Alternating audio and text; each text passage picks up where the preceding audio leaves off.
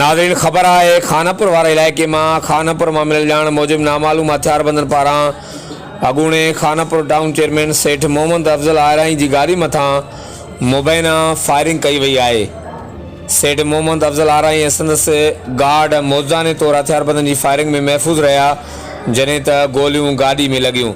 हथियारबंद वाक़े वारे हंध खां फ़रार थी विया। इतलाह ते अद जी पुलिस वाक़े वारे हंध पहुती।